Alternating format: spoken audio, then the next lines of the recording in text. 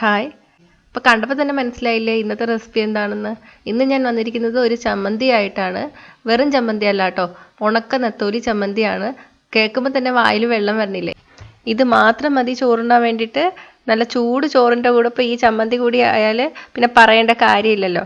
അപ്പോൾ നമുക്ക് എന്തായാലും റെസിപ്പി എങ്ങനെയാണെന്ന് നോക്കാം. അതിന് മുന്നേ ചാനൽ സബ്സ്ക്രൈബ് ചെയ്തിട്ടില്ലെങ്കിൽ സബ്സ്ക്രൈബ് ചെയ്യാൻ മറക്കല്ലേ. കൂടെ ആ ബെൽ ബട്ടൺ കൂടി ക്ലിക്ക് ചെയ്താൽ ഞാൻ അപ്ലോഡ് ചെയ്ത ഉടൻ തന്നെ നോട്ടിഫിക്കേഷൻ ലഭിക്കും.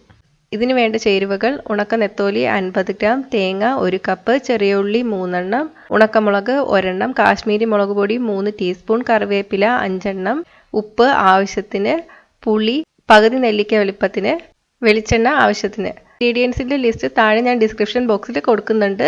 ഇനി നമുക്കിത് തയ്യാറാക്കുന്നത് എങ്ങനെയാണെന്ന് നോക്കാം. ആദ്യം നമുക്ക് ഉണക്കമീൻ ഒന്ന് വറുത്തെടുക്കണം. അതിന് വേണ്ടിയിട്ട് കുറച്ച് എണ്ണ ചൂടാക്കാൻ വയ്ക്കുക. ഞാനിവിടെ വെളിച്ചെണ്ണയാണ് എടുത്തിരിക്കുന്നത്.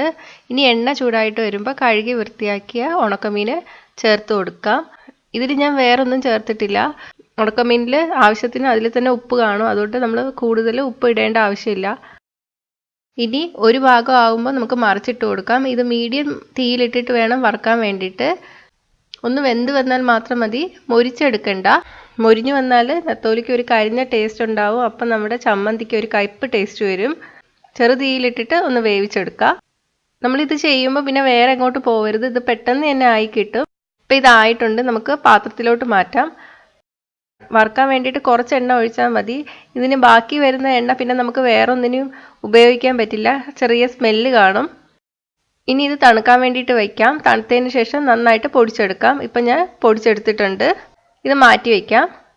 ഇനി ചമ്മന്തിക്ക് വേണ്ടിയിട്ടുള്ള തേങ്ങ അരച്ചെടുക്കണം. അതിന് വേണ്ടിയിട്ട് 1 കപ്പ് തേങ്ങ, 1 വറ്റൽമുളക്, 3 ടീസ്പൂൺ കാശ്മീരി മുളക് പൊടി, ഒരു ചെറിയ നെല്ലിക്കയുടെ പകുതി വലിപ്പത്തിൽ പുളി, 4-5 കറിവേപ്പില, 3 ചെറിയ ഉള്ളിയും എടുത്തിട്ടുണ്ട്.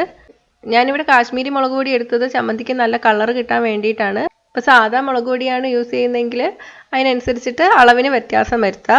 ഇനി കുറച്ച് വെള്ളം ചേർത്തിട്ട് നല്ലപോലെ അരച്ചെടുക്കുക.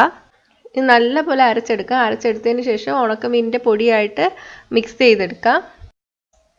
ഞാനിപ്പോൾ തേങ്ങ അരച്ചതും ഉണക്കമീനുമായിട്ട് മിക്സ് ചെയ്തെടുത്തിട്ടുണ്ട്. ആവശ്യത്തിന് ഉപ്പും ചേർത്തിട്ടുണ്ട്.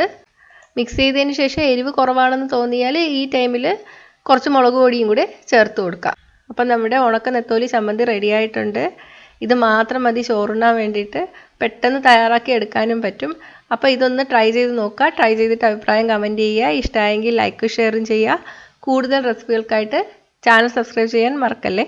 ഈ റെസിപ്പി ഇഷ്ടമായെങ്കിൽ ലൈക്കും ഷെയറും കമൻറ്റും ചെയ്യൂ. സബ്സ്ക്രൈബ് ചെയ്തിട്ടില്ലാത്തവർ സബ്സ്ക്രൈബ് ചെയ്യാൻ മറക്കല്ലേ. പുതിയ റെസിപ്പീസ് ഉടനെ ലഭിക്കാനായി നോട്ടിഫിക്കേഷൻ ഐക്കൺ ക്ലിക്ക് ചെയ്യൂ.